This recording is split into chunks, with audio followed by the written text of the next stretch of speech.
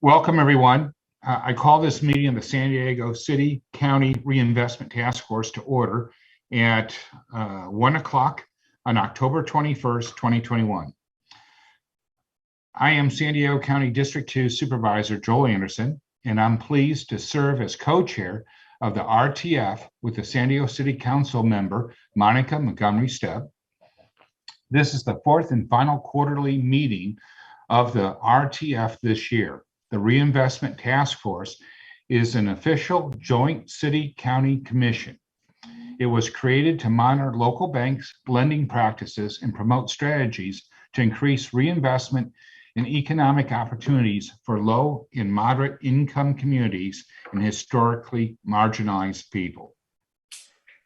The RTF does this by working to foster increased financial inclusion and advanced economic justice through affordable housing, small businesses, home ownership, consumer education, financial counseling, and fair access to lending services.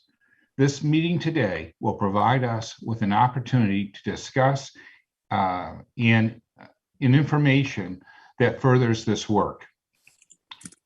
For the record, let's now have each member of the RTF or their representative today introduce themselves by providing their name and organization.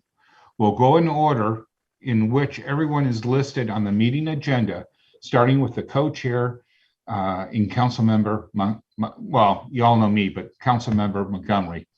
If you are muted, this is the time to please unmute. So, council member. Good afternoon, everyone. I'm Councilmember Montgomery Stepp, representing District 4 in the city of San Diego, and I guess the city's representative on this task force. And then I have Bank of America.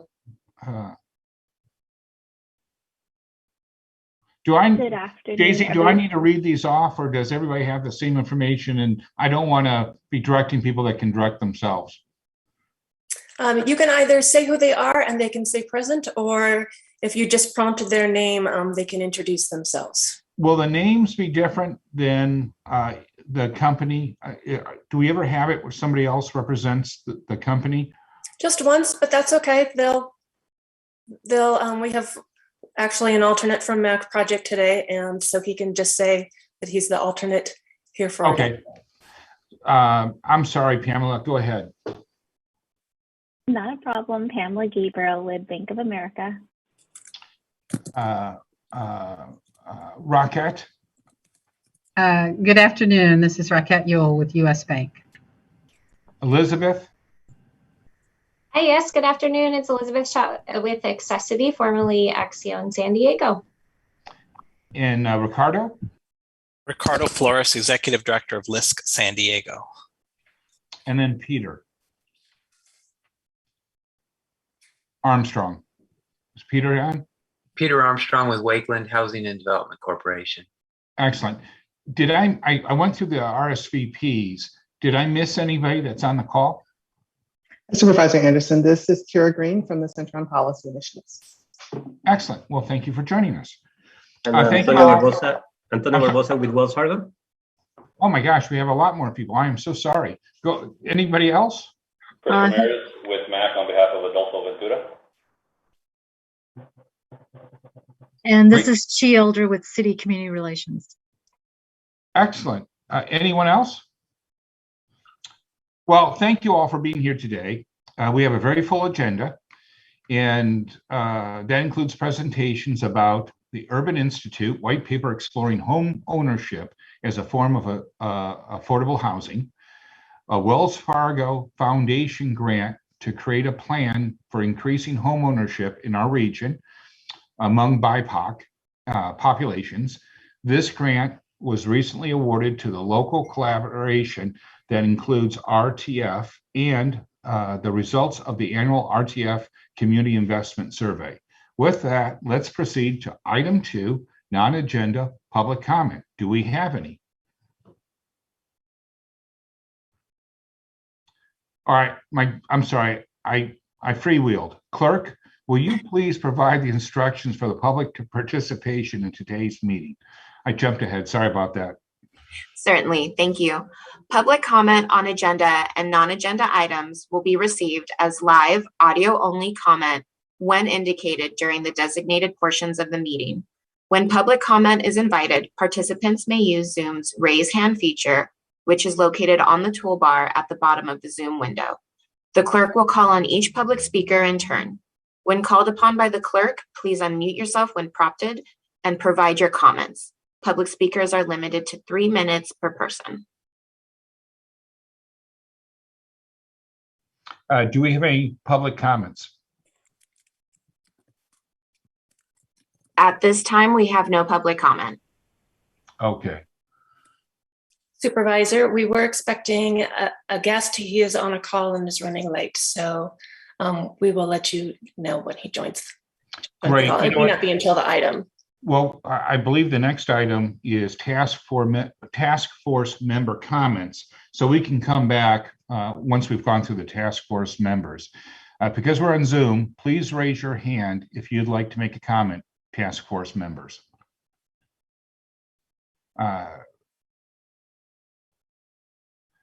So do I call the people out, or Daisy, do you call the people out? Because I want to make sure I don't miss people like I did when I went through the agenda. By the way, Monica, quit making this look so easy. Every time you run these meetings, you do such a fantastic job, and then I look like I'm from the backwaters of East County. So, do I call the folks out, or do you, Daisy? You may, if you can see their hands raised, and go ahead. I see two, so if there's more, please chime in. That's so all I'm just going to go in the order of which I see them. Councilwoman or council member, I see your hand up. Thank you, Supervisor. We're with you all the way. Okay, you're good. Just two quick announcements, and I'm realizing I don't take advantage of this time enough because we're doing all the work and really not looking back in context and looking at what we've accomplished so far. I just want to make sure that everyone knows that our Office of Race and Equity at the City of San Diego is up and running, and that we did do a national search. It took us a little while. The community was involved in the process of hiring. But we went that route because we think it's very, very important to do transformative work in every step of the process. So we did hire Kim Desmond. She built the similar office from the ground in Denver, Colorado, and she is joining us now. Very excited to have her. But she has a daunting task and is one person as of now, but she's doing a great job. And I just want to let everyone know, make sure that you all know that that office is up and running in the city of San Diego. And also just want to shout out the State Reparations Task Force that I had the honor of serving on. We are now conducting our fourth hearing. They're 2-day hearings. The next one is coming up December 7th and 8th. We've heard a lot of personal testimony so far. We've heard from experts with regards to reparations and racial terror and environmental racism, and we're going to be tackling public health and the criminal justice system and education and arts and culture and sports, a lot. But it's a good thing to see and be involved in and get a better understanding, even if you're not completely on board with the idea of reparations for African Americans and descendants of slaves. It really is very, very informative, and I'd be hard pressed to believe anybody would walk away, thinking that it's not something that we need to tackle as a nation. The website is oag.ca.gov/AB3121/meetings. I will get that to Daisy so she can post it somewhere, because I know we can't post in the chat. Thank you. Good to see everyone. Great update. Elizabeth, I see your hand up. Yes, thank you, Supervisor. I just wanted to make everyone aware that's on this call that Accessity has 2 events for small business owners in Spanish on November 2nd and 4th. They are virtual events, so they're webinars, they're free, and one is going to cover information on marketing, and the other one is going to cover credit and financing. And it will be done, all of the presentations will be done in Spanish. So I know we can't put in the chat, but I'll send the flyers and registration link to Daisy. And then also, if anybody's familiar with our website, if you just go to accessity.org, we have a business resource tab and it says events, and there's a link to both of those events for anybody that wants to share with any small business owners that may want to attend the Spanish speaking webinars. So thank you. Thank you for sharing that. Does anybody else have any comments that they would like to add? I don't see any hands. Daisy, do we have our guest comment from agenda item 2 yet on the line? Yes, we do, sir. Well, let's go there, and if you wouldn't mind queuing them up, that'd be awesome.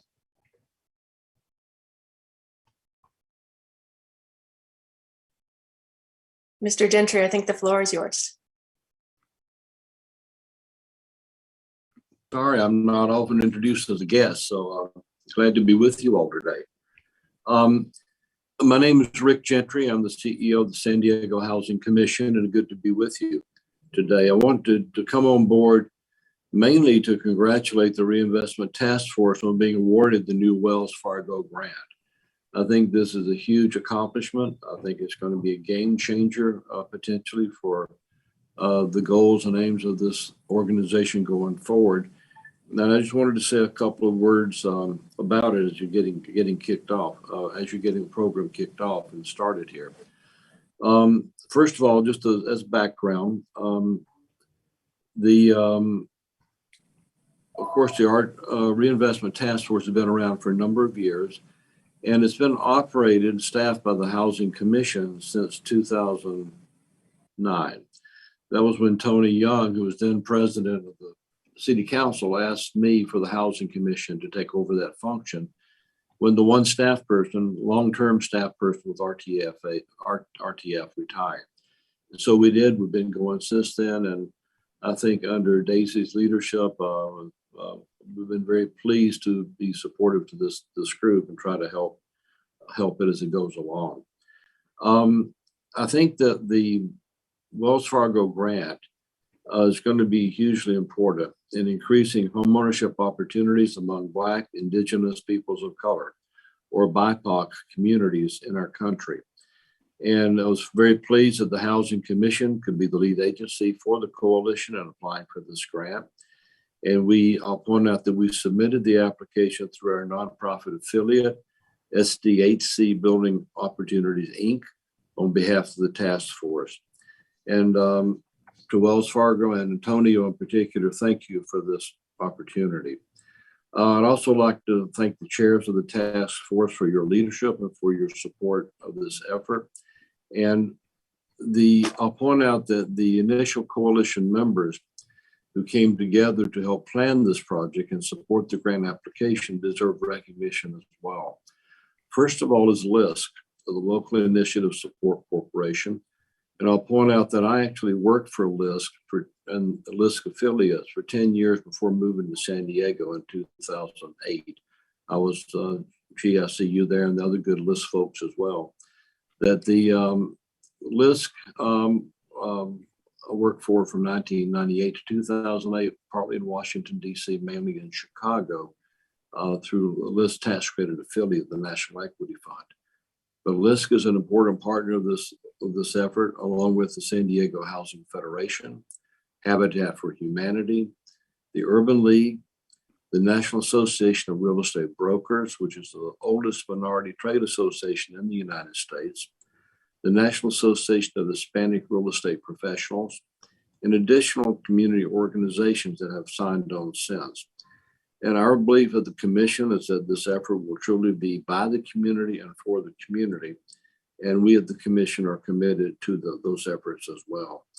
I wanted just to point out to you that you have my full support, as well as the Housing Commission's institutional full support, as we all work together to undertake this work and develop a plan for the San Diego market.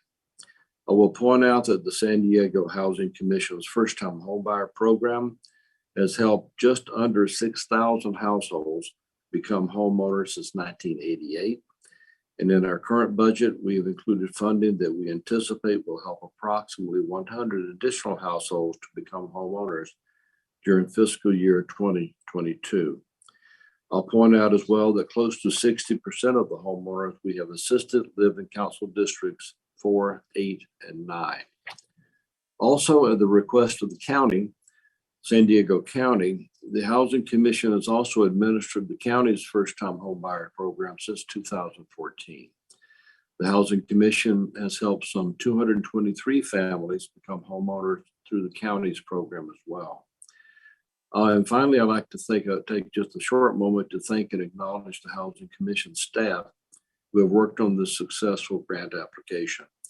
Daisy Crompton, our Reinvestment Task Force Manager, Julia Sauer, our Director of Compliance, Grants, and Special Programs, Sujata Raman, the Vice President of Single Family Housing Finance, and also Deborah Fischel-Falk, our Senior Vice President of Compliance and Equity Assurance, who's been very important in making sure that we look toward the justice of what we do, measuring up to what we intend it to be. And we look forward to working with you all through this grant going forward to assist these additional homeownership opportunities. And also to Madam Chair Montgomery, looking to see how we can add and marry additional Housing Commission resources to what this important effort is for the RTFH. And thank you. I just wanted to have a few minutes today just to speak these words to you and to pledge our support to the RTFH in this effort as you implement it. Thank you very much. I wish every public comment was so encouraging. Thank you for your comments, and the numbers are all heading in the right direction, and I'm very excited about it. Thank you. Since we went backwards, I just want to go back. Are there any additional comments from the board members? I don't see any. So with that said, the next item is to proceed with the approval of the minutes. I'll move to approve the minutes from September 16th, 2021, our regular meeting of the RTF. Do I have a second? I'll second. Thank you. Any further discussion? All in favor? Aye. Aye. Aye. Aye. Aye. Any opposed? Say opposed. Any abstentions? Abstain. Okay. So I know that I'm supposed to report out, but I have those in favor and those opposed. How do I report out with abstentions? Do I We'll just take care of that for you. It's the magic of staff work behind the scenes. excellent. So do I need to do anything publicly, or do you report it out, or how does that work? You can say that the motion passed. The motion, maybe I can, maybe I can't. The motion passed. Thank you. Moving on to our staff reports. We're going to hear from RTF Manager Daisy Crompton. Daisy, the floor is yours. Thank you, Supervisor. Good afternoon, everybody. It's great to see you. I'm Daisy Crompton. I work for the Housing Commission and I staff the Reinvestment Task Force. We're going to have a mercifully short staff report today because we've been working on our two big projects, one annual, the survey report that we'll be hearing about later, and then this new grant to increase BIPOC home ownership. Very, very exciting. A couple of other things that we have talked about. CRA reform at the federal level is moving through the regulatory process at the Federal Reserve now. We know the OCC already took an effort that has been rescinded this summer, and so we're waiting to hear a preliminary rule come out from the Federal Reserve, and at that point we will analyze it and put in another comment letter. The other thing that we are watching and have pushed off to next year, you may have read in the news, some big news among two of our bank members. US Bank is going to be acquiring Union Bank, and lucky for us, that's not going to change too much here. because we'll continue to have participation, but now twice as much in a different way. We do want to discuss this at the RTF, give people a chance to ask questions, but in consultation with Rocket, we've pushed that off into the new year. And that took me to the last item on the staff report, and that is traditionally, the RTF does meet on third Thursdays 4 times a year, and that schedule in recent years has tended to come out at the beginning of the year because that's when we know who our chairs are, if there's change there, and more important, they know what their schedules are going to be, because it can be very hard with all their other public events to pick which months they're both going to be available. And it's been a priority for the chairs that both be there and be here for us whenever they can be. So I'll be working with their staff over the next couple of weeks to see if we can at least come up with some proposed dates for next year. And if they agree, we'll release those, we'll vote on them at the first meeting. Otherwise, we may not know those dates until the beginning of the year, and I appreciate your patience with that. For the RTF members, I'll send out a hold and we'll just continue to hold the third Thursdays of every month. We will probably not meet in January. It tends to come really fast after Christmas, and it's harder to put together the items and to get speakers. So we can look to reconvene probably in February or March. That is my staff report. Thank you. Thank you, Daisy. Do we have any public comments for agenda item 5? Any attendees wishing to provide public comment may indicate so now. There is no public comment at this time. Thank you. Do we have any questions or comments from the RTF members? Monica, I see your hand up. Yes, sir. And thank you. I think Rick is no longer here, but I just wanted to thank him for the announcement and thank Daisy for the report. I think it's very important that the Housing Commission is helping us with this planning effort to make us even more successful. So thank you. Thank you very much. Now it's time to hear from our guest speakers. Item 6. I'm pleased to welcome Mike Lofton, a non-resident fellow with the Urban Institute and CEO of HomeWise, Inc., to discuss his report, Homeownership is Affordable Housing. This paper argues that we are leaving out a critical tool when we define affordable housing, mostly in terms of renters and not homeowners.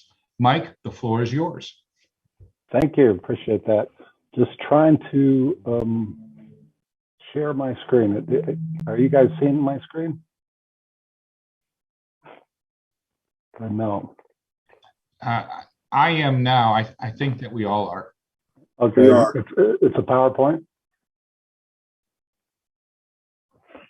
All right. So the screen, because I'm not seeing it on my thing, but it says homeownership is affordable housing. That's what you're seeing? That's correct. Okay, good. So thank you. So so what I was going to present today is a paper I did for the Urban Institute called Homeownership is Affordable Housing, which you can find on the Urban Institute website if you're interested. So and there's a lot more detail in there, but increasing homeownership is really important for 2 reasons. And as you know, it's widely accepted that closing the homeownership gap and the racial wealth gap in America is key to closing the racial homeownership gap or the racial wealth gap. What is not as well understood is how homeownership is also key to increasing the long-term affordability of housing for American families. This latter point is generally overlooked in policy discussions regarding affordable housing. So according to data from Adams Data Analytics, buying a home is cheaper than renting a comparable home in 2/3 of American counties. So this is true on the date of purchase. So the date of purchase or the date of renting in 2/3 of American counties, it's cheaper to buy a comparable home. So if we look at national data that I got from Zillow, it is, the typical home value in the Zillow that I looked at was $263,000. So you can buy that home with taxes and insurance, and these are taxes and insurance rates based on the American Community Survey. So for less than $1,500 a month. The Zillow estimate of the typical rent in America. The median rent is $1,700 a month. So you save, it's cheaper across the country by $270. Now, the common objection, there's a couple of objections to this analysis, right? One is the argument that the homeowner is responsible for the cost of maintenance and improvements, while renters, these costs are borne by the landlord. This is a reasonable concern, and an accurate comparison should address it. According to the American Housing Survey, the typical home buyer or homeowner spends about $163 per month on maintenance and home improvements. If we add this to this example, the buyer of the $263,000 home would still pay less, $93 less per month than the renter of a comparable house. Now, there's complexities involved in comparing the cost of owning versus renting that also merit attention. For example, while homeowners have a cost of maintenance that renters typically do not have, renters also move more frequently than homeowners.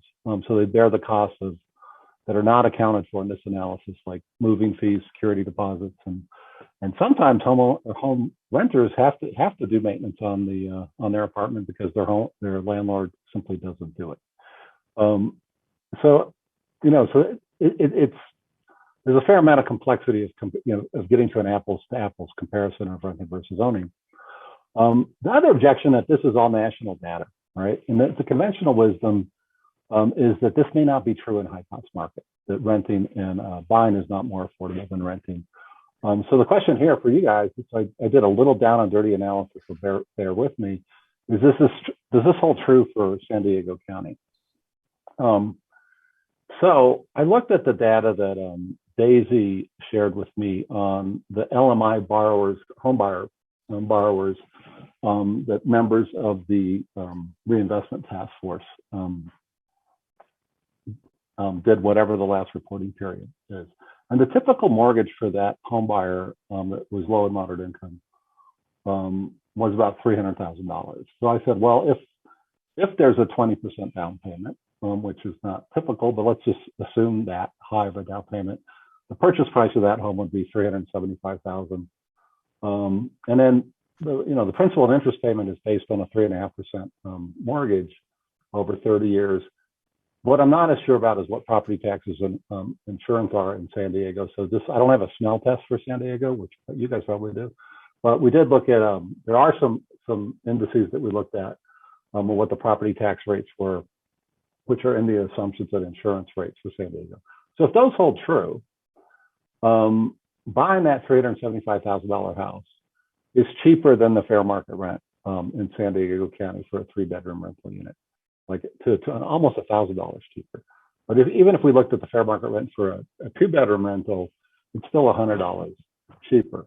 Now that is not the whole market. I mean, the majority of homes in San Diego County are clearly not selling for $375,000, but clearly there are some because the lenders wouldn't have been able to do a mortgage if there weren't. So the other way I looked at this was to say, if you took that fair market rent payment of, $2,900, almost $3,000 for a 3-bedroom, and again, I'm not sure about these taxes and insurance estimates, and you guys will have a better sense of that. But it's still, I mean, that if those hold true, that you could buy a $564,000 house. Now and this is assuming you're financing 100% of that $565,000 house. Well, the only thing that the homebuyer is doing in this scenario is paying the closing costs out of pocket. So I'd love to delve into this and have better data to make sure we understand that individual market. But clearly there are people who are low and moderate income buying homes in San Diego County. So, and it looks like, at least when you compare it to the fair market rents, it looks like it may be cheaper the day somebody buys a home. But even if a buyer does initially pay more, there's one thing I want to point out here first is the conventional wisdom is that renting is always cheaper than buying a home, and so when it's not true in the majority of America and in the majority of markets, So why do we assume that, and why is saying buying a home is cheaper than renting so counterintuitive? And I think this is because how we filter our own individual experience when we move from an apartment to a home we have purchased. For most of us, our monthly housing expense increased when we purchased our first home. But this increase is often not caused by the shift from renting to owning. More often than not, it is caused by moving from a relatively small space, say for example, an apartment with 1 bedroom and 1 bathroom, to a large space, such as a 3-bedroom, 2-bathroom house with a yard and a garage.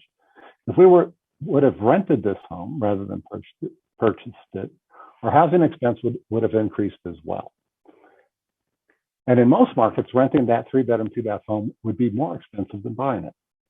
But because we typically move up and improve our housing when we buy our first home, we don't notice the fact that renting a comparable home might have been more expensive. And even if a buyer initially pays more to purchase a home than they were paying on rent, over time, the home purchase becomes more affordable.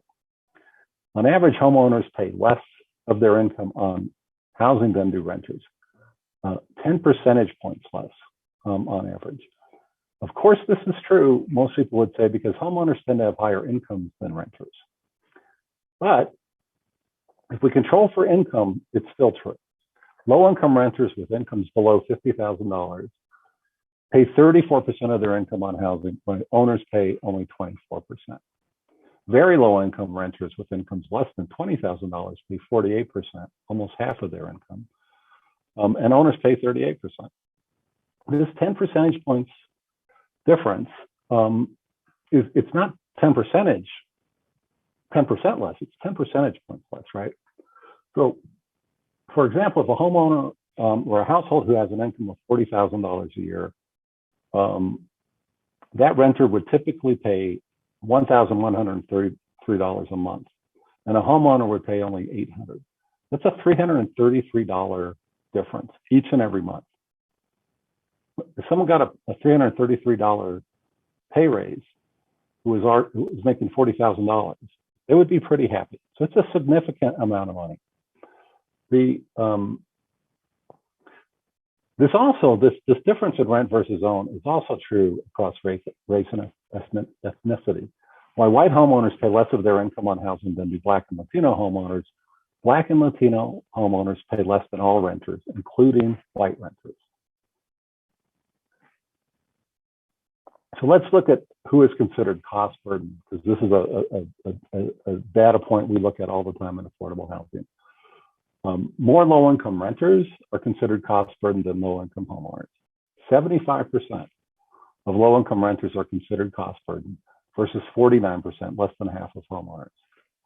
A whopping 42% of low-income renters are considered severely cost burden, which is paying more than 50% of their income on rent, and which only affects 26% of homeowners.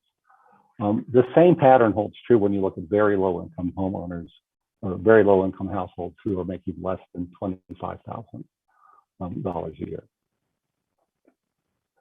So we tend to see cost burden in a binary way. You are either burdened or not. But in my paper, Homeownership is Affordable Housing, I tried to break this down further. And this is actually one of the most interesting things to me, because I never really looked at it this way. Who pays very little of their income on housing? 31% of homeowners pay less than 20% of their income on housing expense. That's not just less than 30, less than 20%. That's only true for 7% of homeowners. And if you look at very low income households, you have the same kind of differences. A lot less homeowners pay less than 20%, but it's a significant difference, 16% versus 3% for renters. So why is homeownership so much cheaper than renting most of the time? I think it's because the biggest portion of a homeowner's housing expense, principal and interest, is held constant for 30 years.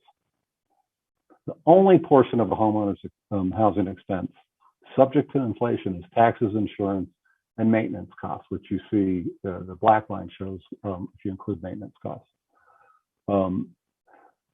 Meanwhile, there's no such thing as a 30-year lease that fixes the majority of your housing payment. That's only true if you get a 30-year, if you get a fixed rate mortgage. So the majority of your housing expense is held constant if you own. And then if we look at housing expense ratios, it's even better, because the majority of homeowners' housing expense is held constant. Their housing expense ratio declines. Typically, their income is rising at a higher rate than is their housing expense, because again, only taxes and insurance and maintenance are going up by the rate of inflation typically.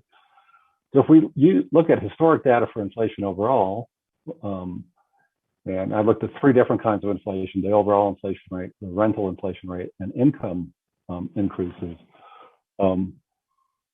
This is what you see. So you do see that in this case, the renter's housing expense ratio declined a little bit. It takes 17 years for it to decline 1%. And the reason for that is historically, incomes have gone up slightly more than rents have gone up. But when you look at how that compares to the homeowner, there's just no comparison. In year 1, the housing expense ratio, after a year, the housing expense ratio of a homeowner has decreased by 1%. So you could look along the line how you're getting below 25% around year 13 for the homeowner. That's a pretty good housing expense ratio. And how we generally think about a homeowner's housing expense, this is something very important, I think. We typically include in the owner's housing expense principal, which I did in the previous slide, principal, interest, taxes, and insurance. And I also showed the maintenance expenses. But one of these is actually not an expense at all. The owner's principal payment is really not an expense. The principal payment behaves like an automatic savings account. It's not money going out, it's money staying in. The homeowner gets to keep that. That's their principal payment. That's not an expense. For this reason, the homeowner's housing expense actually declines in absolute terms, not just relative to rent.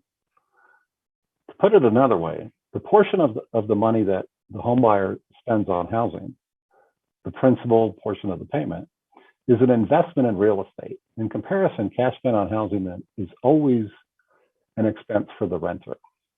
This is an important and frequently overlooked benefit of homeownership. Homeownership capitalizes on the significant power of buying a home by converting a portion that would otherwise be 100% consumer spending, renting, into a combination of consumer spending and investment. Sorry, I had my phone go off there. And that conversion to an investment does so without any additional resources, right? Buying a home is not a decision between investing in real estate or investing in the stock market, like a lot of financial advisors would claim. Instead, the home buying investment is simply converting some portion of an existing expense, renting, into an investment in real estate. There's also something missing in the previous slides that compared the homeowner's housing expense to the renter's over time. It left out payment 361, the payment after the mortgage has been paid off. I call this the homeownership affordability big bang. When the 30-year mortgage has been paid off, the homeowner's payment drops to only the cost of taxes and insurance. This dramatic cost drop in housing costs often coincides when people start retiring, when incomes typically decline. For example, my mother, who is now 92, who still lives in her first and only home, the home I grew up in Albuquerque, New Mexico. She was a single mom and struggled financially after she divorced and had to support 3 kids on her own. She was still able to retire at age 62, largely thanks to the fact that she locked an affordable house payment relatively early in her life. Over the course of her 30-year mortgage, her house payment increased only slightly, while her income slowly but steadily rose after her divorce in 1973. By the time she was 55, the big bang of housing affordability kicked in, and her house payment dropped to just the cost of taxes and insurance.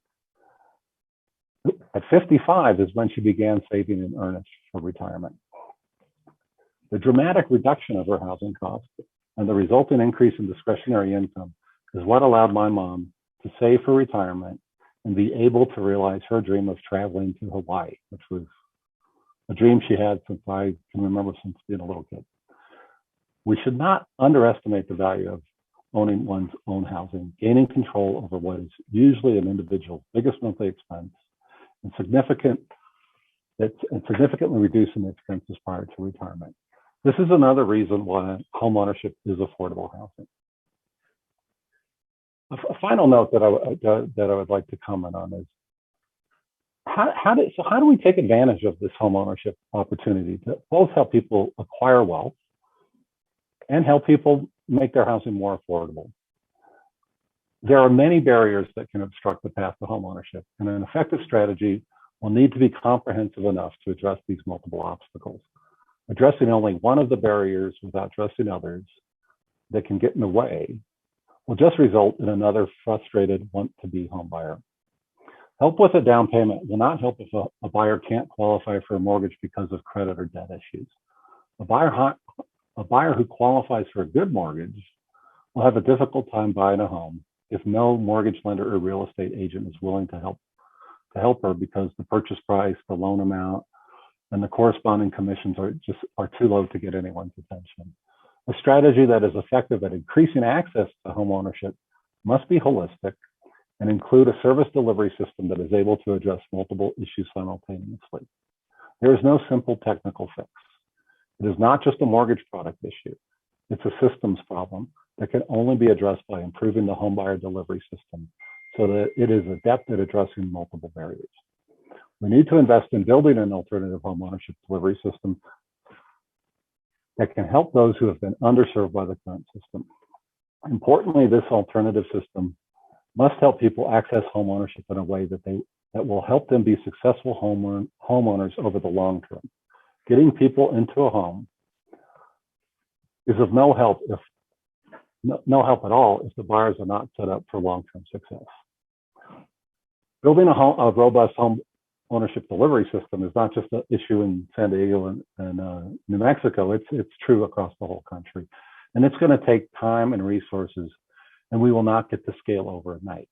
But as the old adage says, the best time to plant a tree was 20 years ago. The second best time is now.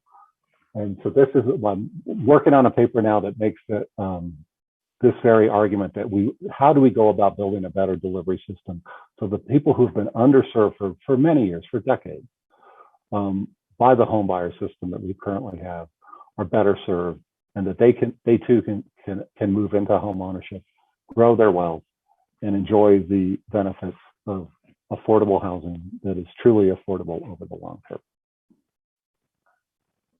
So I'm done. So are there questions or let me see if I can take this down too. What we're going to do is we're going to first go to public comment, and then I'm going to open it up for the members with questions. Okay. Do we have any public comment for agenda item 6?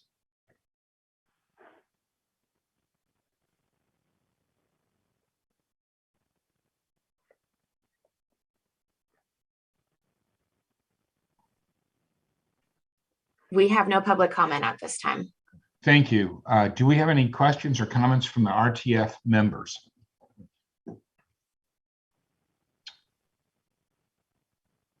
Well, unless I'm missing it, I don't see any. Oh, I'm sorry. Monica, go ahead. Thank you, Supervisor. I just figured I'd jump in and jumpstart all of us, I guess. Mike, I want to thank you for the presentation. This is something that as we move forward, especially in San Diego, trying to make sure that everyone is housed, I think we have to also keep in the conversation the idea of home ownership. It's extremely important. I really like the way you frame the conversation, especially at the end around a systems issue. I know that we probably need to dig in more with regard to Southern California and San Diego in particular, because we probably have additional challenges that maybe on the national scope, is not, that story is not fully told. But I still think that we should look at it differently and talk about it differently. And when I tell people that our current down payment assistance program helps folks in that 70 to 80% AMI area, they are very surprised by that, but it does. And so I think this is a conversation worth having. With regard to, this is my only question for you, service delivery that you speak about, system change. Can you provide a little bit more detail, maybe ideas around what that looks like to you?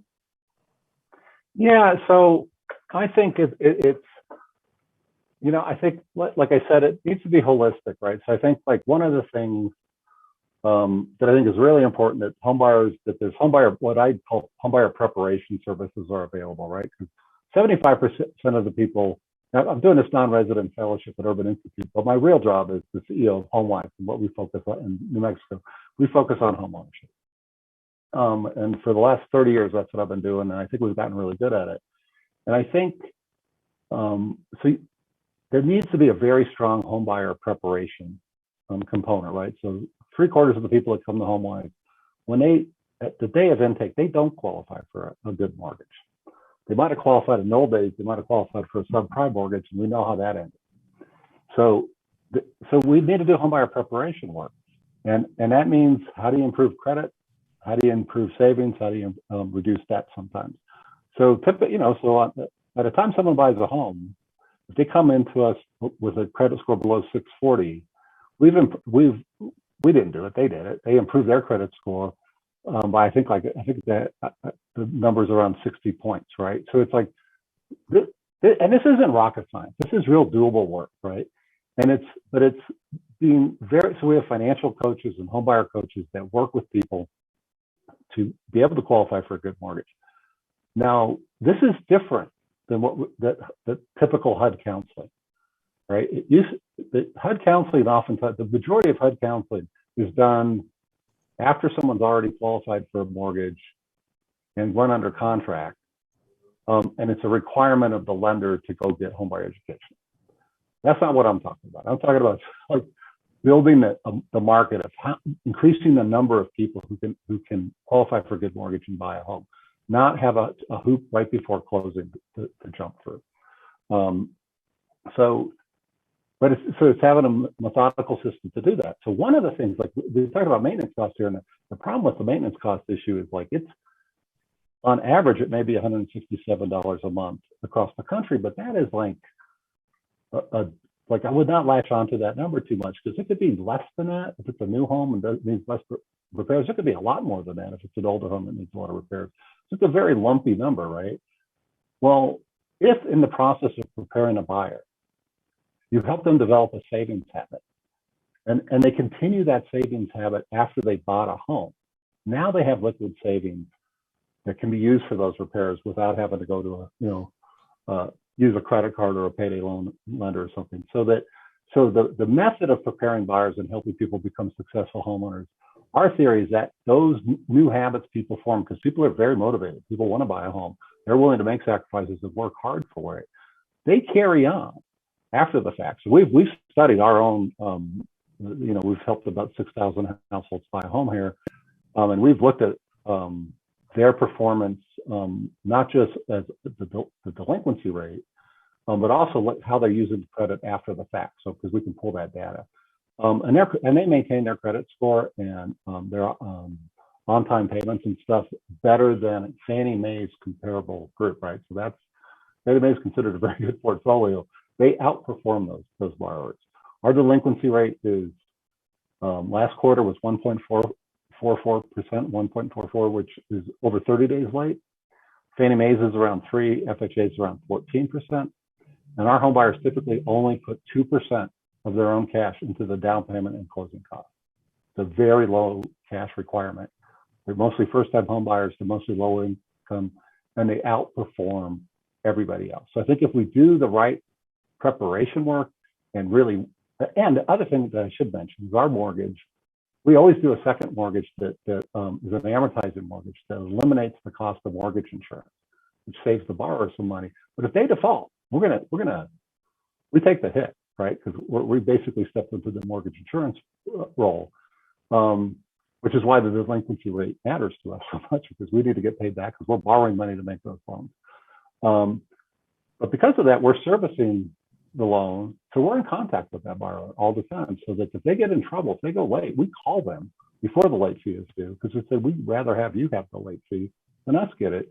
And so what happens is, I think that's the kind of system I'm talking about, where from the very beginning of homebuyer preparation to the very end, when the loan is being serviced, that you're on that journey with that homebuyer. We are as invested as they are in being successful over time. It's not just getting a roof over someone's head.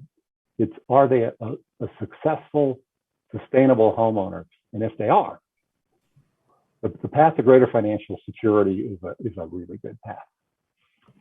Okay, thank you. I think we. Sorry for the long answer to a short question.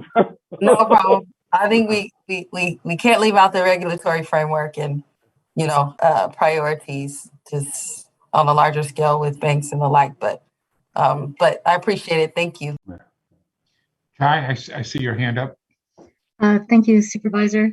And thank you, Mike, for the presentation. I think, you know, we all agree that we need to increase home ownership opportunities for all communities, particularly in communities that are low income and communities of color. And so, you know, in looking at the slides that you had presented, I think you had mentioned that this was more on a national average. I'm not sure.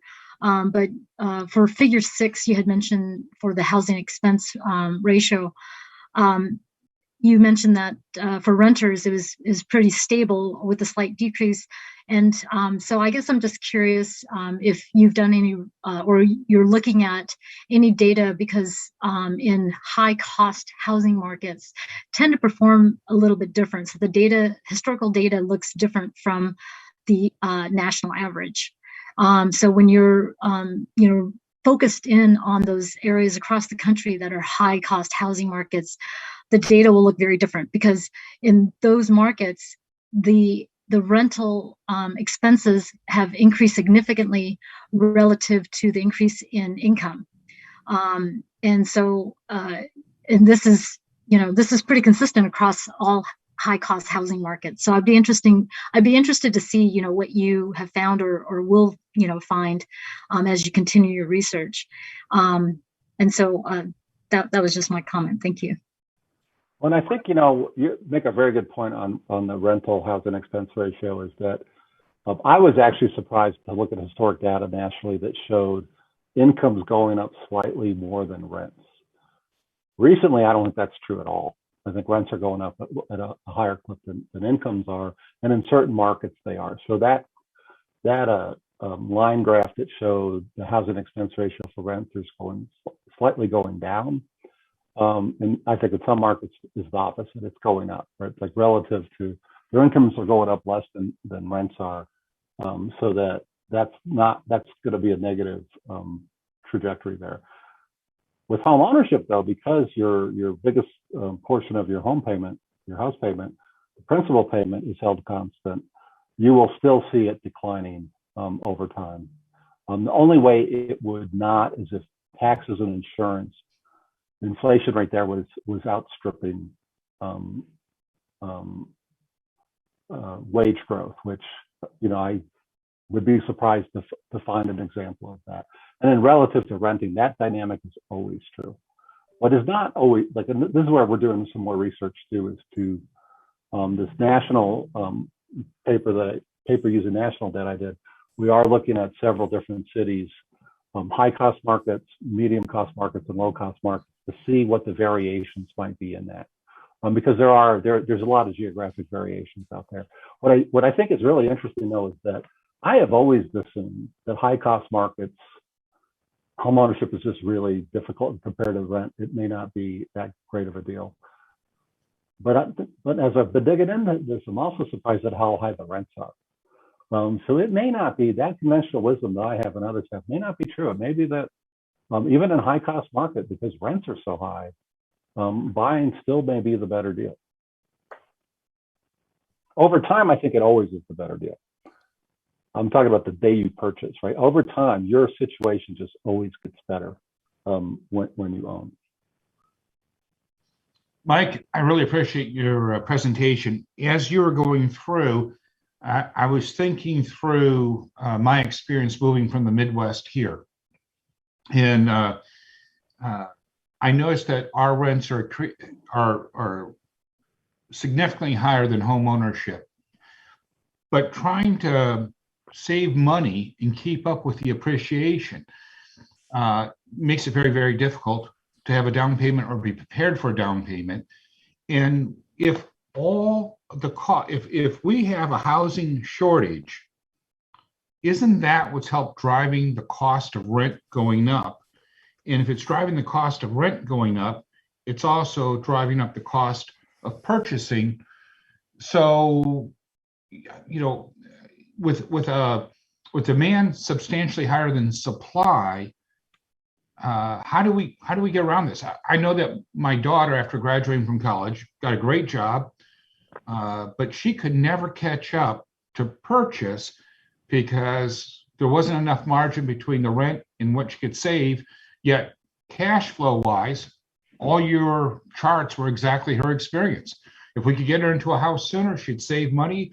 She could afford all that. She'd get a appreciation. When you're not in the market, it's hard to keep pace with the market when our home costs are growing at such exponential speed. You know, I think there's both. I think it's a really good question. I mean, there's both a supply in not all markets, but definitely in San Diego. There's a supply problem, and there's also an accessibility problem, right? So, you know, home prices are as high as they are because of the supply. There's an undersupply, and so there definitely needs to be supply side strategies that help increase supply. But if you increase supply, but you don't increase accessibility, meaning, you know, most people get help from their down payment from their parents or grandparents or a family member. If you're born into a household that doesn't have that that ability, what are you going to do? There is no one to help. So someone needs to step in that role, and that's why I think you guys have it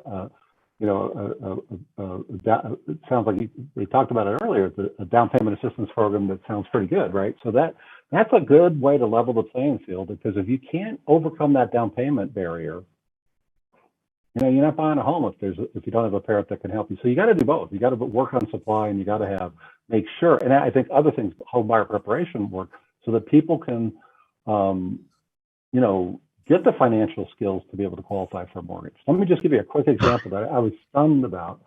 When my oldest son lives in New Orleans. He bought a home not a few years ago, and we're walking around one day, and he goes, "Hey, all my friends ask me, why do I have such a good credit score?"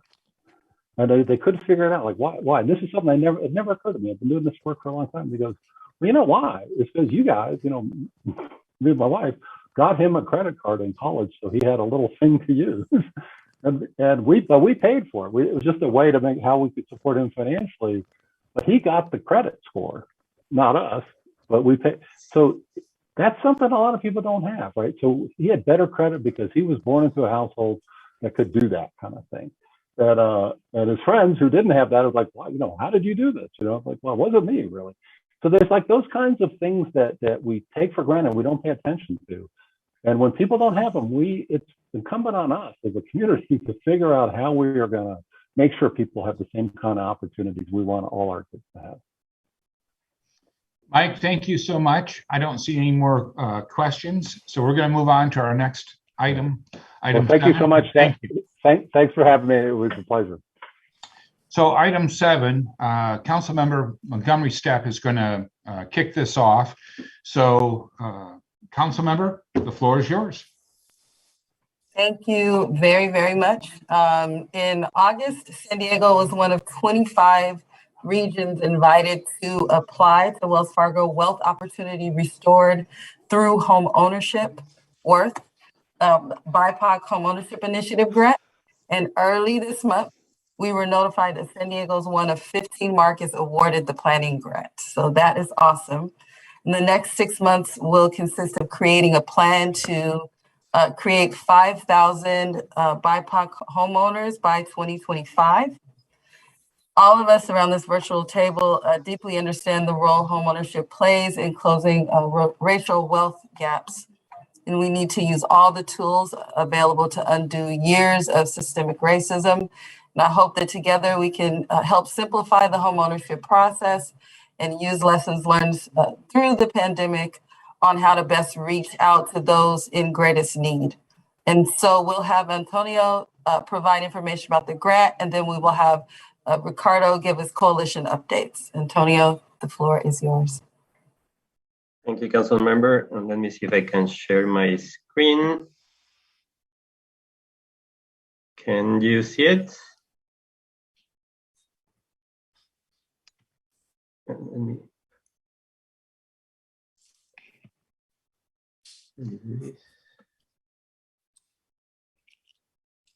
Can you see it? We can see it. Perfect. Well, thank you again. And Mr. Gentry did a great job congratulating Daisy and the key organizations that made possible for San Diego to win the $150K grant and move to phase one of the Wells Fargo Worth BIPOC Homeownership Initiative. Again, it was already mentioned, the goal of the initiative is to increase BIPOC homeownership by creating 5,000 by 2025. San Diego is one of the 16 recipients that will have 6 months to work with their collaborative to develop a plan. Expected in spring 2022, all 16 markets that successfully completed the plan they will have to submit the plan in March 31st, 2022, and that's going to be to try to bring 7.5 million to the region. Again, the collaboration of nonprofits, the Housing Commission, local jurisdictions are going to be key to become one of those 8 markets to receive the 7.5 million grant. And Daisy, I don't know if you want to add any specific information in addition to this. Thank you, Antonio. I think Ricardo's going to run through the process. I think I was listening to every word you said, and it says it up there, but the clock has started. It's not actually a full 6 months because we found out partway into October, but we need to have our plan, which will essentially be our grant application, done by March 31st. So, bye. Okay, Ricardo? Yeah, no, I thank you. I just wanted to share that we had like was mentioned, we had our first meeting, and just kind of share with you all who was there. We had the initial partners that were invited, which was LIST San Diego, the Housing Federation, Habitat for Humanity, NAREB, the Black Realtor Association, NAREP, the Latino Realtor Association, Urban League, San Diego Housing Commission, the RTF, and the RTF co-chairs. The folks that joined us during the application process prior to putting it in was the San Diego Foundation, MAC Project, Chicano Federation, and IRC. So they joined us in the application. And then on Monday, when we had our meeting, Casa Familiar attended and said that they had an interest to join. And so that was great. And then we also had a couple groups that are going to join us but could not attend on Monday. And that was Logan Heights CDC and also the Asian Realtors Association. And so we expect more to come. And then from that meeting, we've begun the process of creating committees, a steering committee specifically, in order to start to delegate some of this information with the goal to hit that deadline that Antonio was talking about. So more to come, and if you're interested, I'm sure you let Daisy know, provide her your email and your information, and be happy to have you part of the team.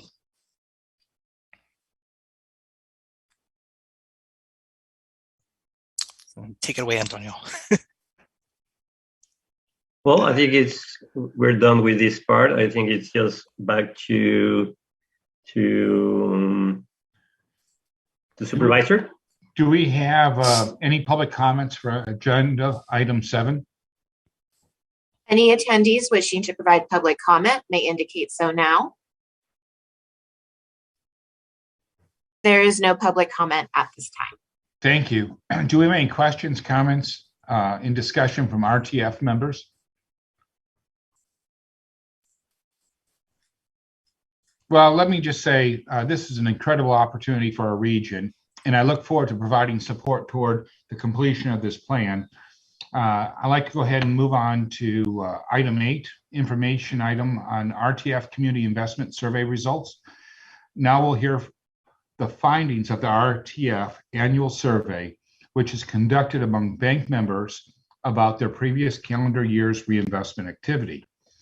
We'll hear about calendar year 2020 loans, investment and grants made by the RTF member banks under the Community Reinvestment Act. Daisy, the floor is yours. As Ricardo said, the coalition is creating an executive committee, a steering committee. They will be driving the work. I will be providing back-end support. We're looking to bring in consultants. There are models of really great plans nationally that we can piggyback on to create a localized plan that's very specific about what does the community want, what are the barriers and needs that they see, and then also, bringing in the data crunchers who can say, okay, so cost benefit analysis, these will be perhaps the best impacts, and then we'll take those back to the community. But we are incredibly serious and dedicated to centering the community's voice and leading through this steering committee. So there'll be a lot of opportunities to reach out through your organizations and through partner organizations to do the consumer research and get feedback on the plan and input to the plan. But like I said, it's going to move really fast, and it's happening over Christmas and the other holidays. So luckily, I don't have as many big work projects, and I hope that Ricardo and others don't either too. So, but we couldn't. This is so incredibly exciting.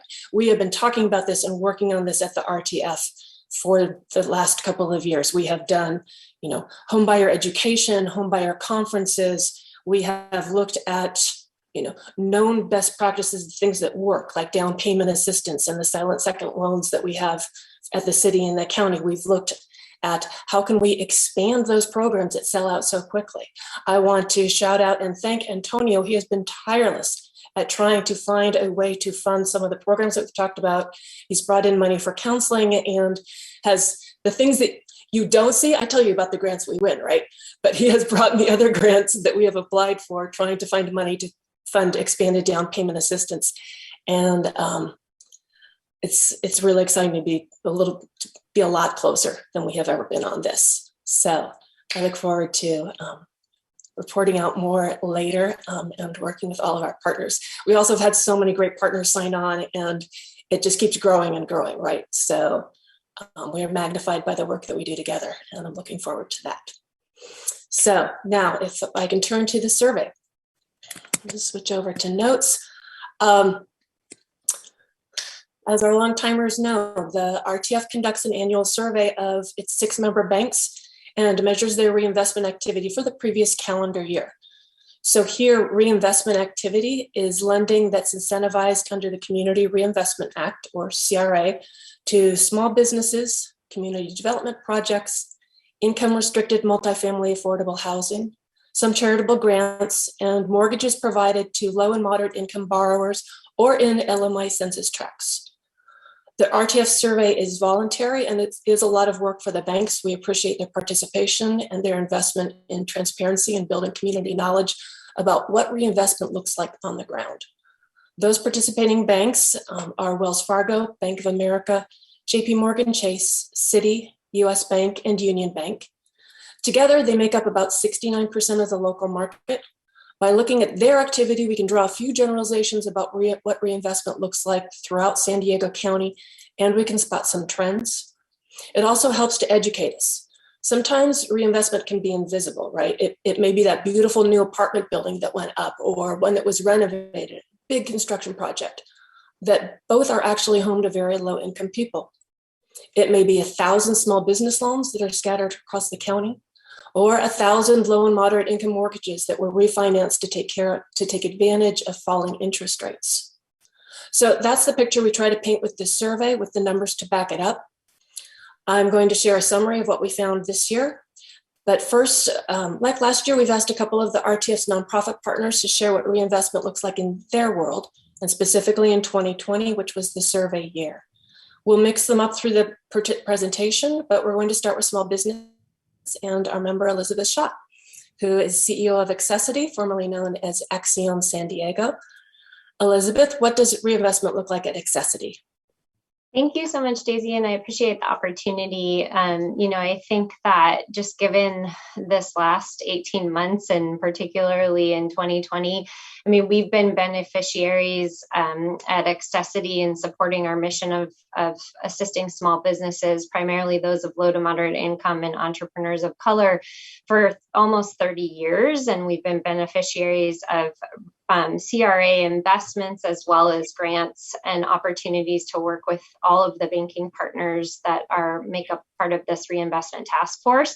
But I think in particular, given that small businesses, and many of the small businesses that we work with are your retail shop, your restaurant, your service-based business, that we all know were really affected in the pandemic. And so I think, we really saw the power of the community reinvestment dollars from our banking partners be able to support us as a nonprofit who is really an economic responder in the light of what was happening. And so in 2020 in general, we combined and did about $8.5 million in loans, both in regular loans as well as COVID low interest lending.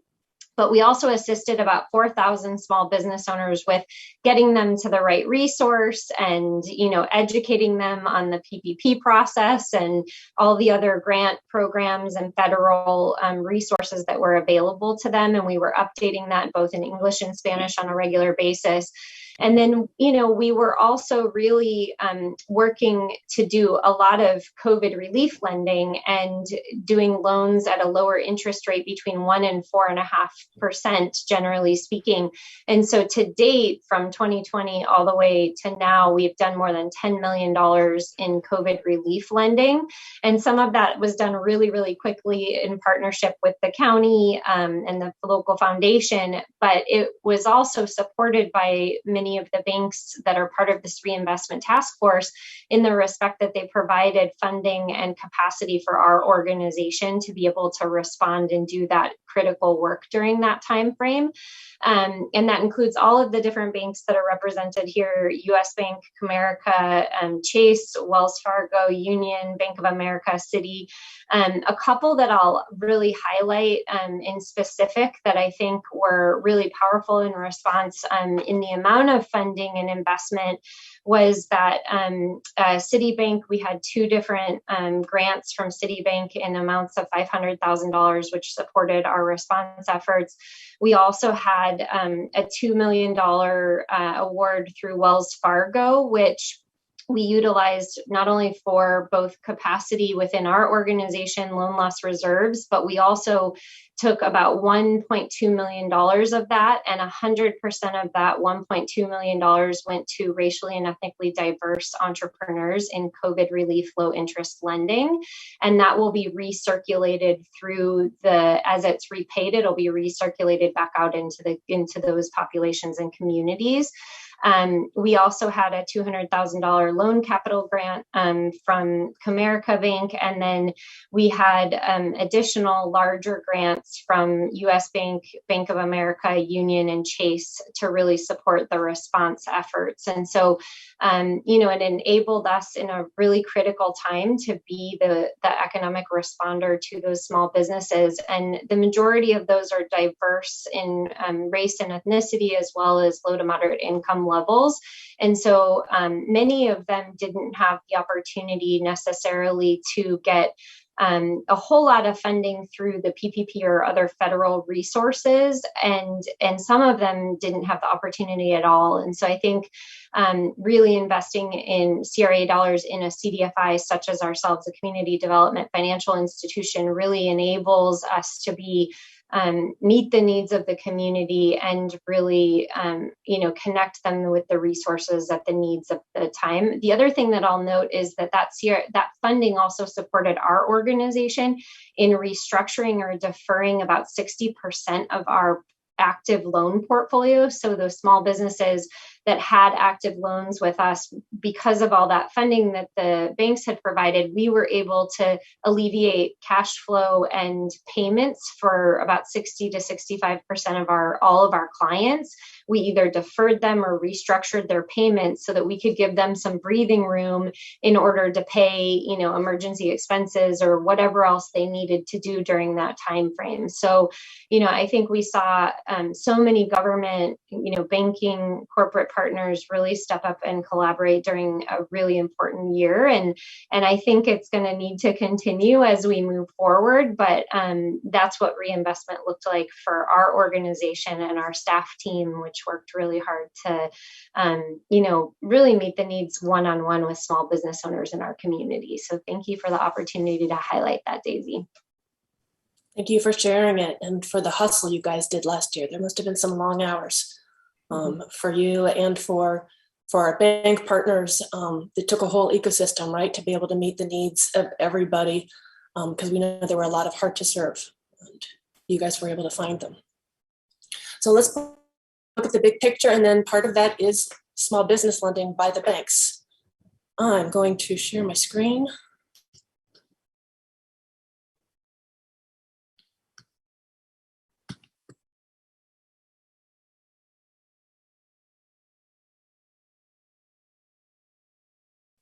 So here we go. This is what reinvestment looked like in San Diego County for 2020.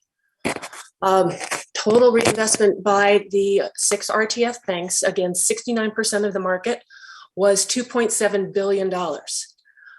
For all the fears we had and all of the pain, and there was a lot of pain and still continues to be, this was actually an increase of 43% over 2019. Up to $2.7 billion. This was also the highest amount since 2013, as we'll see later, and for very similar reasons. Here we can see the big picture, how the pie is divided. The ratios are roughly the same as they always are. Typically, it's about 1/4 to mortgages to LMI borrowers and or census tracts, 1/4 to multifamily, income restricted affordable housing development, 1/4 to small business loans, and the rest divided between investments, tax credits, community development loans, grants, and small farm loans. Here's the growth over last year. So you can see the trend for the last 8 years since we started doing the survey.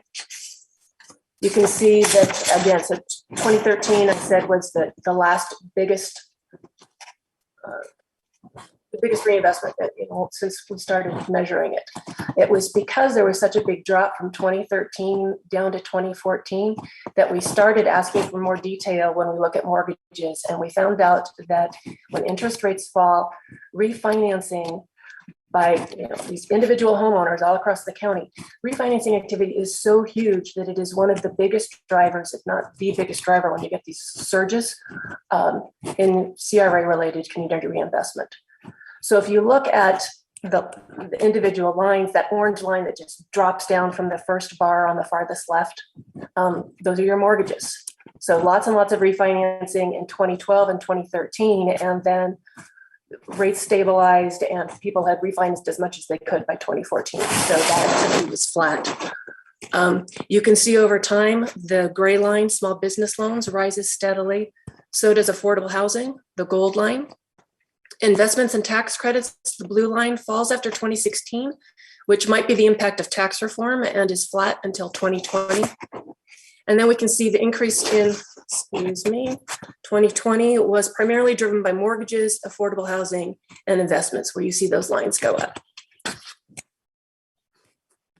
So now we'll look at reinvestment by the survey banks. But first we want to talk about context, because if you're a bigger bank, you can do more. If you're a stronger human, you can jump higher. So we see that Wells Fargo is the largest in our market with a 21% market share, followed by JP Morgan Chase, Bank of America, Union Bank, US Bank and Citibank, while very large nationally, are small in our market. And then other banks, financial institutions, banks are 31% of the market.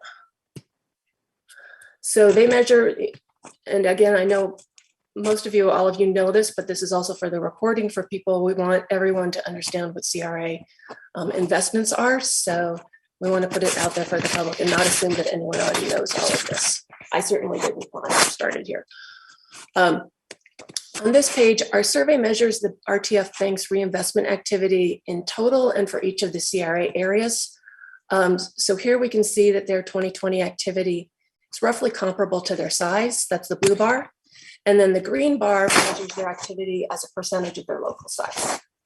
So you can see that Wells Fargo, the biggest, has the most activity, 670 million, but US Bank and Citibank, I think we benefit from their national strength and the resources they bring and their commitment to CRA that adds a percentage of their smaller local deposits. They really outperform and have very high levels of reinvestment for their deposits. When we look at the 8-year trend again, and then the squiggly lines are each of the banks, we can see how each bank contributed to the annual total, including this year. This year, we can see increases at US Bank, Wells Fargo, and Bank of America, the red, gray, and green lines. And then we can look more closely at each category. I changed these in one place and didn't change them in another. My apologies.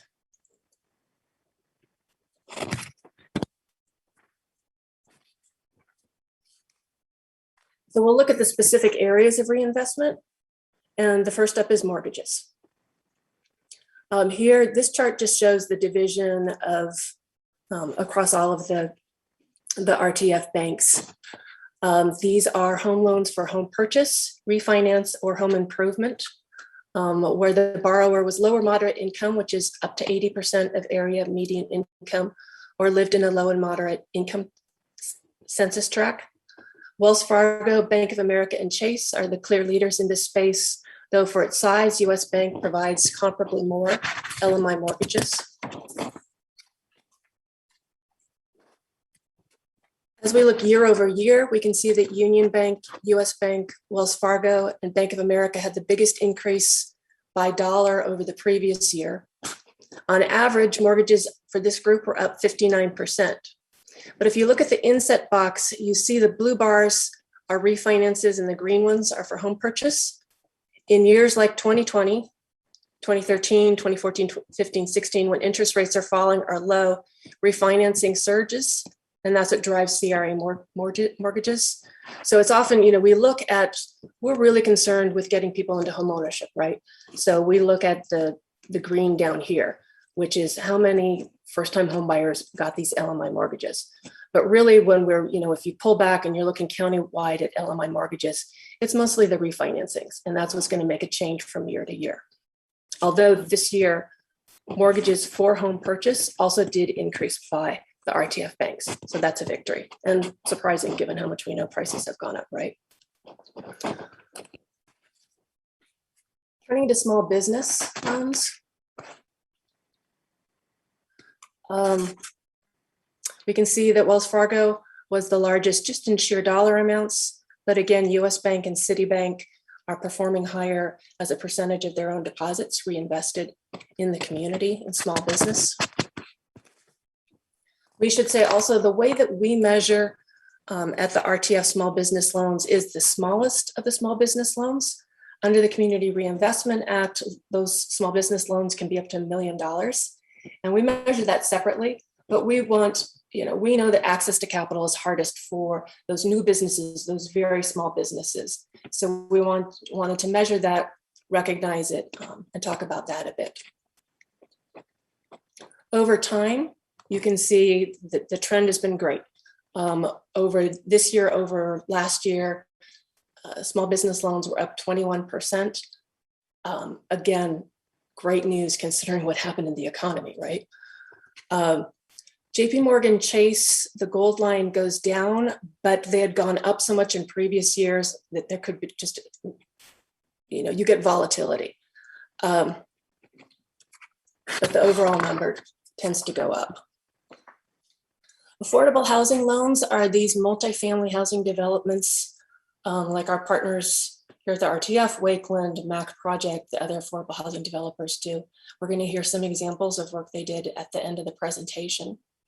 Once again, Citibank continues to dominate in this space, both in sheer dollar volume and in their percentage of deposits. And we really appreciate their role in helping to fund these developments. Here we can see, I call it the spaghetti, all the different lines, you know, and this partly reflects also, as we look at these multifamily housing loans, they're huge, right? And they're only a couple a year. And so, and they take there's a long runway for them. And so somebody might be working on a project that's not going to show up, you know, in our survey for 1 year until the next year. So that's partly why you see all of this, you know, lane changes, if you will, or lead changes. We also measure tax credits and investments. They're combined here in this survey, but if you want to dig into the spreadsheets at the end, which I'll post on the website, this includes LIHTC, the affordable housing tax credit, but also energy tax credits, if anyone is doing new market tax credits and the like. So this year, JP Morgan Chase invested $105 million in various tax credits. US Bank, $80 million. This just shows the trend again over multiple years. The last category that we look at is CRA grants and contributions. Those were up 47%, which may also be pandemic related. People, you know, opened up the spigots. But I also put a big asterisk in this category because CRA grants and contributions are only a portion of the overall corporate contributions. And so, for example, I'm pretty sure that this was the year that JP Morgan Chase gave $3 million to Workforce Partnerships Collaborative, but it doesn't show up here. And so, as I understand it, some of the banks may have different definitions and different levels of conservatism about what is considered CRA qualified when it comes to grants. And so this is interesting, but it's a data point. I wouldn't read too much into it. Although we are glad to see up 47%.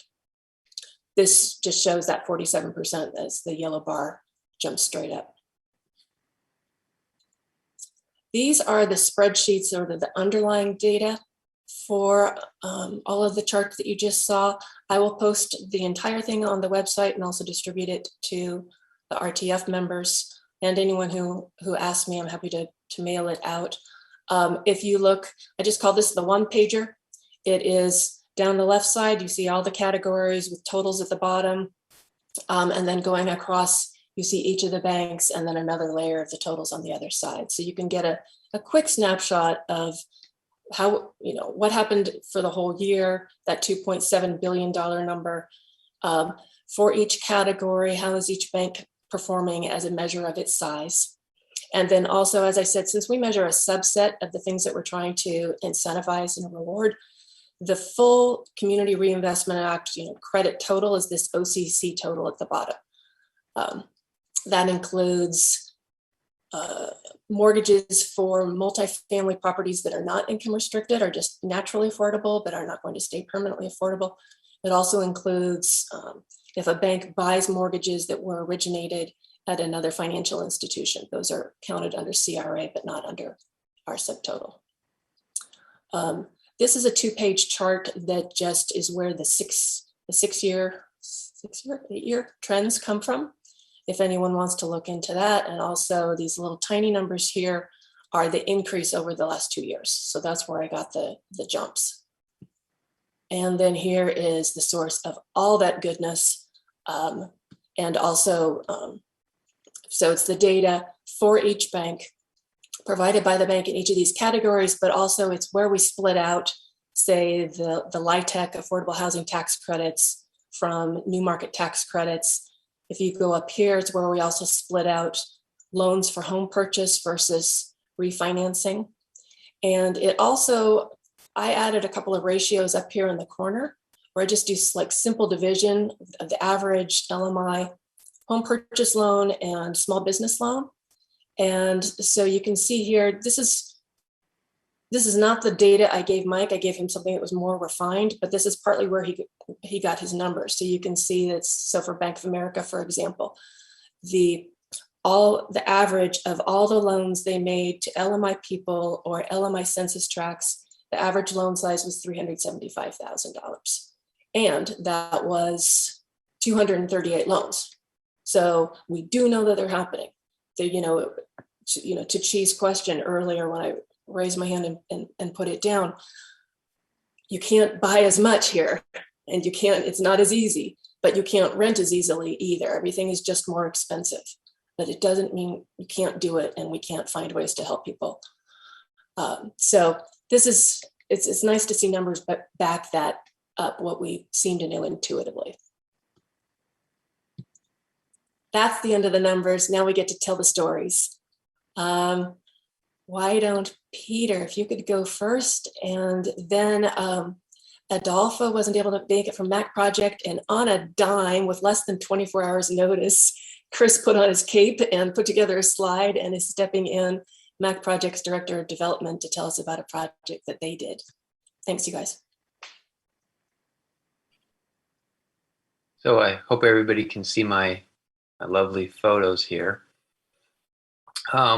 Wakeland is a nonprofit affordable housing developer. We have the pleasure of working with all of the member banks at some point in our history, and some of them very recently. I mean, the majority of them very recently. Couple projects I'm going to spotlight. This one in particular is called Trinity Place Apartments. It's in Grantville in the city of San Diego. It's a 74-unit project for folks who are experiencing homelessness, who are seniors, 55 years of age and older. A portion of the residents were previously chronically homeless or homeless with a disability. We have a wonderful service partner, a couple of them actually, but we're working with the St. Paul's PACE program of all-inclusive care for the elderly. The St. Paul's PACE provides medical benefits and other things for people who are 55 years of age and older, who would otherwise be having to be housed in institutional settings. With their program, our seniors can live independently in affordable housing. So this is Trinity Place. Wells Fargo was both our construction lender, about a $22 million construction loan, and they were our tax credit investor, about a $21 million equity purchase. We also have a lot of other participants, including the City of San Diego, the San Diego Housing Commission, the County of San Diego was a funder. And we have a permanent loan that is being originated by the California Community Reinvestment Corporation. And a number of our member banks are members of CCRC. So this is Trinity Place. We started Trinity Place just right about the time as the pandemic was starting. It was just so awesome that we were able to make it all happen, despite what we've been living through over the last, 19 months or so. So just give you an example of the impact of CRA. It really has a measurable impact in the terms and the types of loans and investments that we get for our affordable housing projects. And these are some photos of the residents that we're housing. That's what it's really all about. I always say that, Wakeland as the developer, we have, we do a lot of hard work, a lot of responsibility in what we do, but we have the good fortune of, getting cards, messages, voicemails, direct interaction with residents. And we really see that, it's one of those times where you can't overemphasize it, I mean, people's lives are being saved through the work of CRA, through the work of the city, the county, all the Housing Commission, all of our public agency partners. So those are all the wonderful photos. I would also say that, you know, Wakeland also has another project that Wells Fargo and many of the same parties are involved in. It's called Ivy Senior Apartments. We're probably going to get a certificate of occupancy for that project in the next couple of weeks. That one's located in Claremont. You know, it's a part of the city of San Diego where we have very little affordable housing, deed restricted affordable housing. And we're going to have the good fortune of having, you know, another development that is serving this exact target population. So anyhow, thank you, Daisy, for giving me the opportunity to show the, you know, the wonderful work that we're all doing.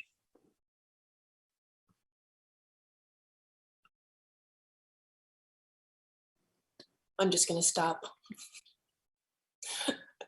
Chris, go ahead. All right, step one, unmute.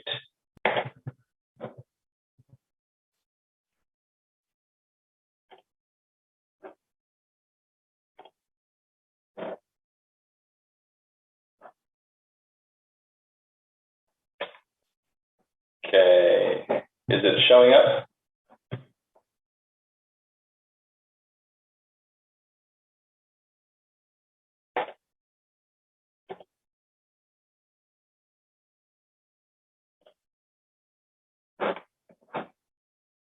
Daisy, if I can get a head nod if it's showing up. Yes, you're good. And you're on full screen now. Looks great. Oh, fantastic. All right. Thank you. Trying to coordinate this and make it real smooth with Michelle. And she was going to give me the go ahead and chat. And when I clicked present, chat disappeared. All right. So this is off to a great start. Thank you, everyone. And, you know, thank you for bearing with me. And Daisy and Michelle, thank you for helping me get all set up here. My name is Chris Ramirez, and I'm the Director of Real Estate Development at MAC. And I'm speaking on behalf of MAC today and on behalf of Adolfo Ventura, who couldn't be here today. He had a very important negotiation with the unions today. Today I'm talking about the Valencia Point, and it's housing for large families in our southeast community of San Diego. Happens to be in the co-chair and council member of District 4, Monica Montgomery Stepp. This is at the corner of Valencia Parkway and Division Street. This project is in partnership with MAC and CRP Affordable Housing. MAC is playing the nonprofit role in this project, and CRP is the lead developer. This project closed last year, kind of late 2020, September, October, and started construction in October. All right. You can see where it is on the map. Down here, bordered by 94 to the north, 54 to the south, 805 to the west, and 125 to the east. You can also see from this map MAC's reach throughout the community of San Diego County, and Valencia Parkway fits nicely within that footprint of where MAC offers its varying services. More proximal to Valencia Point, we have Nye Elementary, Valencia Park Elementary, O'Farrell Charter School, Martin Luther King Jr. Recreation Center and Park, and a bus stop at Division and Ava, which takes you down to the 24th Street Transit Hub. Kind of getting right into the nuts and bolts. This property is set up to house households earning from 40% the area median income all the way up to 80%. So we're capturing a little bit wider swath of the affordability strata, which gives us the ability to house folks earning more than just the typical 60%, which is something that's very important to us, as our mission is to maximize sustainability and self-sufficiency. So Valencia Point's 102 units, and it's 2s and 3s bedrooms. We have majority 2 bedrooms, but we do have an bedrooms to qualify this as a large family community. With the area median income being around $95,000 a year, the folks that we're housing are folks earning anywhere from about $43,000 a year up to $96,000 a year. And your rents ranging for a 2-bedroom about $958, and these are net rents all the way up to $1,800. And for the 3 bedrooms, we're looking at about just under $1,100 a month, all the way up to $2,050 a month. Rather than go through the breakdown, you can see how it's broken up there. And what this averages out to is about just under 60% of the area median income for the rent.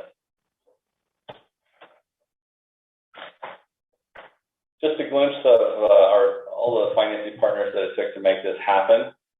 One of the members here today, Citibank, played a large part providing the permanent and construction financing for this. And I'll get into the numbers of what their impact was for this project. But needless to say, we couldn't have broken ground on this project without them. In addition to Citibank, we had Hunt providing equity for the federal tax credits and Monarch for the state tax credit. And Cal HFA provided funding, as well as the Health and Human Services Agency of the County of San Diego for some IHTF funding. And we'll show their impact on the next slide here.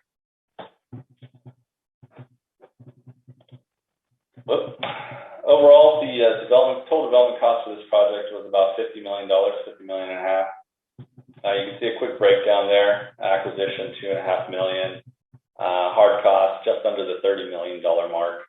And soft costs, just under the $19 million mark. And the typical things that go into your soft costs, your architecture and engineering, financing fees and interest, legal, reserves, development impact fee, developer fee, of course, San Diego gas and electric. And we had a small soft cost contingency here. Show you how the breakdown went. I'll start at the top. Hunt's equity is coming in at $15 million. Monarch provided $5.8 million for the state tax credits. And Citibank's mortgage on this, it's a 35-year term, 35-year amortization, about just under $17 million. And this is the perm financing. Their construction loan is about $36.5 million. This project did secure IHTF funding, an amount of $5.2 million, and we got the MIP funds, Mixed Income Program funds from Cal HFA, just over $4 million. And we're deferring just over $3 million of developer fee, and there's some other offsets here. The residual receipt loans, accrued interest, $207,000. It's largely just an offset. Just a note on the schedule, as I mentioned, this project closed back in September of 2020. Construction started shortly after closing, giving the time, the GC some time to mobilize and get going and do the purchasing and whatnot. We anticipate construction wrapping up in July, so mid next year. And lease up started just before completion, and then we figure it should be wrapped up the lease up should be wrapped up by October of 2022. And financing close out by January of 2023, meaning conversion. Just some snapshots of the the project and some of the progress. Upper left, you can see that the podium has been constructed, and they're working on the 4th level of this project. Lower right, you can see an interior shot of the framing, and you can see the podium down there at the bottom. Upper right, you have guys playing with their lives, working on electrical. And lower right, this is one of my favorite photos that showed up in the construction manager's report. I title it "Gentleman on a Roof Staring at Wood," but it made the construction manager's report, so I felt it worthy of presenting to everyone here. And that's it in a snapshot. And welcome any questions that the group may have. And I have to say, Peter, you're a tough act to follow. You did great, but you had the spreadsheets this year. We made him do it last year. But it's enormously helpful for anyone who needs a refresher or isn't immersed in this world to see how complicated the capital stack is and the financing is. I had a quick question. The initial photograph that showed the site, did you say, was that a church property?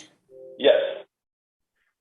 I hope the follow-up question isn't what was the name of that church, because that is just left the tip of my tongue. Yeah, no, it's a big lot, and we hear a lot about, we've got the YIMBY group, yes, in God's, YIMBY? No, YIGBY, yes, in God's backyard. Yes, in God's backyard. So this is the first example of something that's actually going up and people are about to move into. Thank you very much again. We really appreciate your stepping in and pinch hitting. Well, thank you for your help as well as Michelle's for getting me over the hump. There was a little bit of panic when I got called into Adolfo's office. And he said, "Can I speak to you for 3 minutes?" Which is never what you want to hear. So, yeah, thank you. And I welcome any questions and look forward to this property, finishing up and getting it occupied. So, thank you, everyone. Congratulations on being so close. Best of luck. Supervisor, that concludes the survey presentation. Well, thank you very much. Do we have any public comments for agenda item 8? Any attendees wishing to provide public comment may indicate so now. There is no public comment. Thank you very much. Do we have any comments or questions from the RTF members? I don't see any. So thank you all. Great report. This report provides important data points about Community Reinvestment Act activity in the region by major banks. It's very helpful for understanding and benchmarking what CRA loans and investment look like on the ground. Thank you, everyone who's involved in collecting this data and making this report possible. That concludes the items for today's agenda.